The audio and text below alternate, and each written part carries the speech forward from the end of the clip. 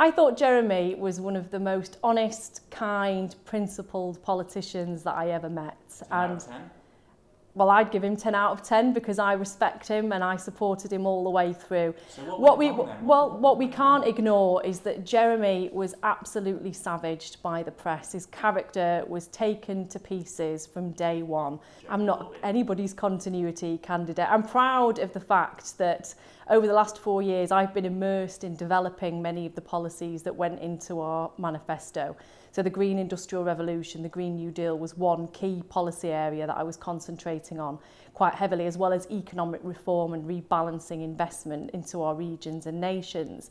And I was quite sad that throughout the general election campaign, those policies were polling very highly. They resonated with voters, yet we didn't grasp the opportunity to really sell them to our voters. I think that there were certain things that we could have done differently in the campaign. Of course, every leader has their own style and their own way that they deal with issues and they answer questions, and people have opinions on whether they've taken the right approach or not.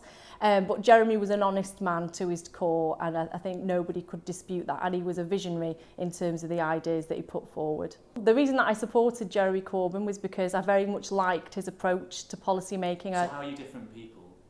We're very different in our approach to the way we deal with policy, the way that we speak. Certainly my tone is very different to Jeremy's. Where we failed is that we didn't develop the message credibly enough.